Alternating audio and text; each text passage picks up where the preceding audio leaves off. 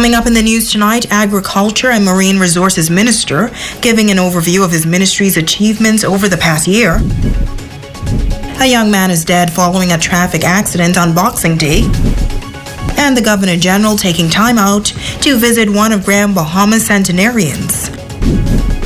The Bahamas Tonight, the Northern Edition, starts now. This is the Bahamas Tonight, Northern Edition.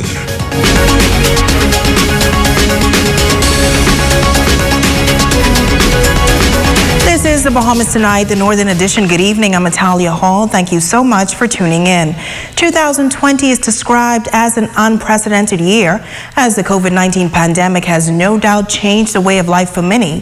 While tonight, the Minister of State for Disaster Preparedness, Management and Reconstruction is reflecting on the past year and how the COVID-19 pandemic has affected his ministry.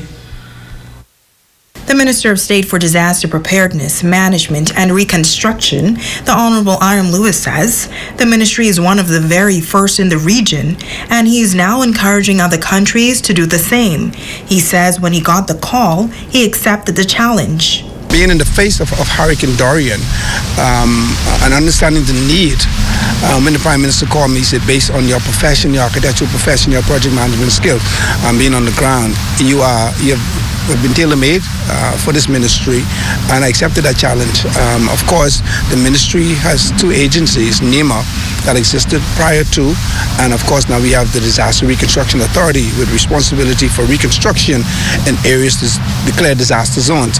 Lewis says the small home repair program was an achievement, the pledging conference as well, but things began to shift in March when the pandemic began. And of course, those who made pledges to the Bahamas in terms of financial contribution, their priorities shifted.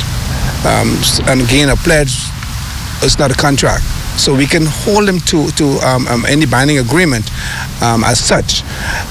We made commitments to Bahamians in Abaco and Grand Bahama that we will repair, that we will offer assistance, and as such, because of the commitment that we made, we now as a government had to find the money, and I'm happy to see that we've been making significant progress along the line. We have some 4,200 approximately, that number of persons who applied for assistance, and we have committed to assisting them. But the minister confirming that funding has now been secured to start another phase of the small home repair program. He admits that there are some challenges that he and his team are fully aware of.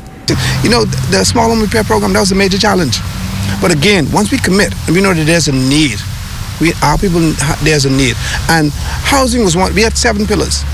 Make sure that we had healthcare facilities restored, we had housing restored, our infrastructure restored, our educational facilities, the schools restored, and again, from an educational standpoint, we were able to undertake the largest school repair program in the history of the Bahamas, and most of those schools were repaired in Grand Bahama. Another accomplishment, the Ram Memorial Hospital, where millions of dollars have been spent by the government to upgrade the healthcare facility. And as for the Grand Bahama International Airport, well, the minister says that project is now under review by the Ministry of Grand Bahama. There's been a regular dialogue and negotiation with Hutchinson and the Port Authority to acquire that on behalf of the Bahamian people.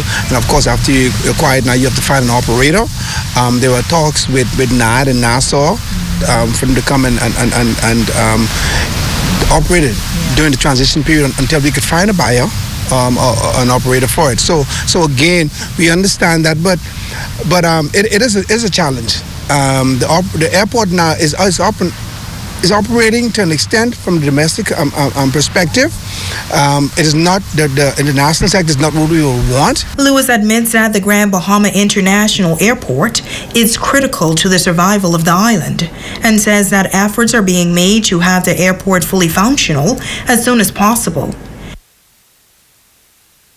Agriculture and Marine Resources Minister Michael Pintard outlining some of his ministry's accomplishments over the past year. The minister says that initiatives such as food security programs, in addition to backyard farming programs, will not only help the country in terms of its expenditure on food imports, but will also benefit residents.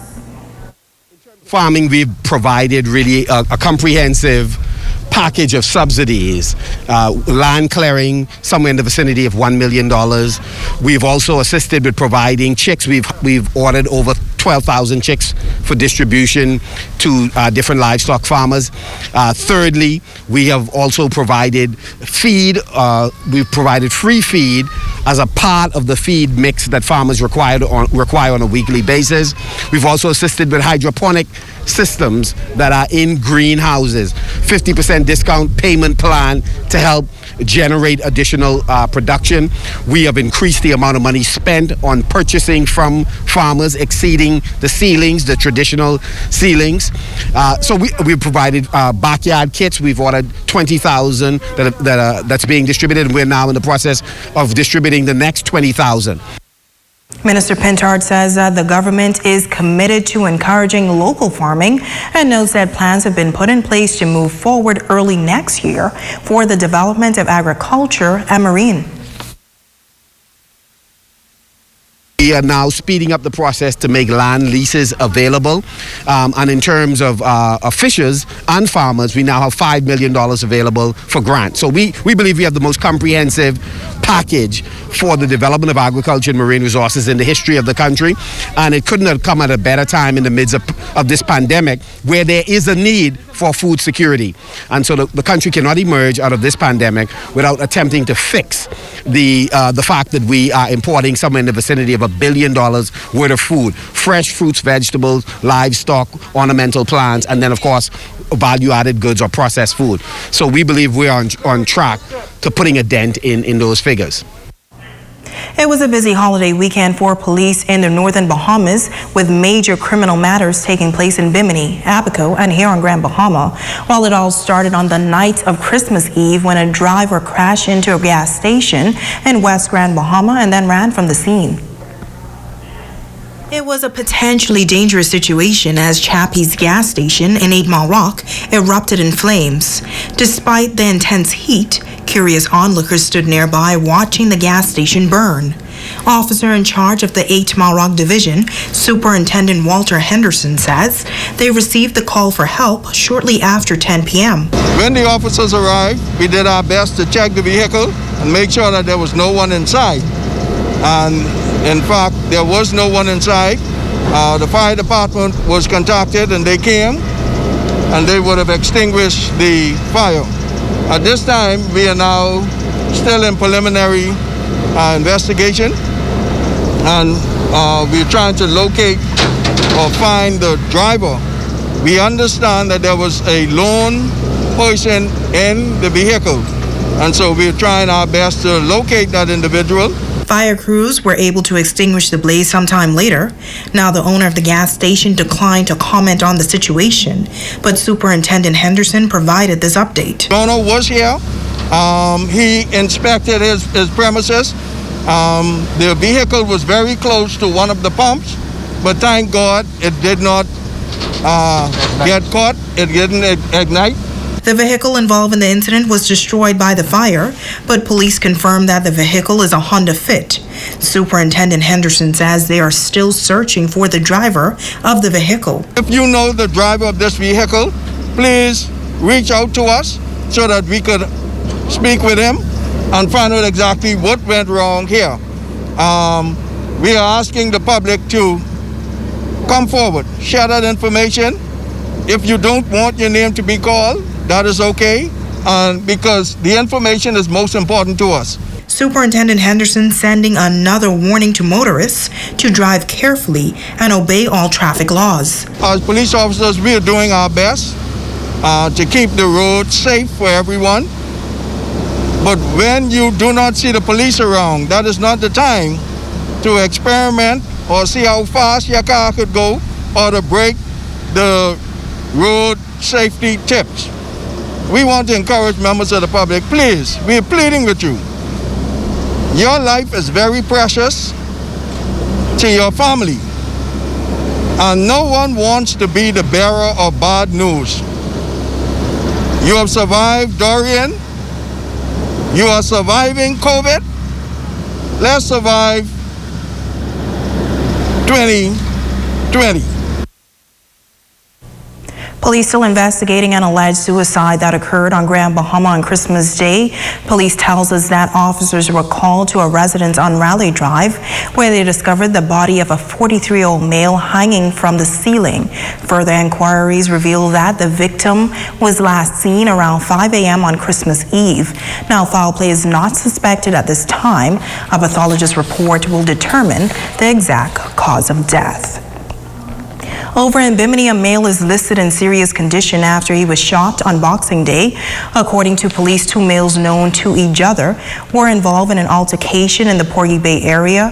A fight ensued and one of the males produced a handgun and shot the other in the chest. The victim was taken to the Bimini clinic and later airlifted to New Providence. The suspect in this case is now being sought by police. Let's now go to Abaco, where police have a murder investigation on their hands. Officers arresting a 27-year-old man in connection with that island's latest murder. Reports say police were called to a home in Crown Haven on Saturday afternoon where the lifeless body of a female was discovered. Further inquiries reveal that the female had had an altercation with a male earlier that day and was later discovered lifeless at her residence with injuries to the face. The young man is assisting police with their investigation into this matter.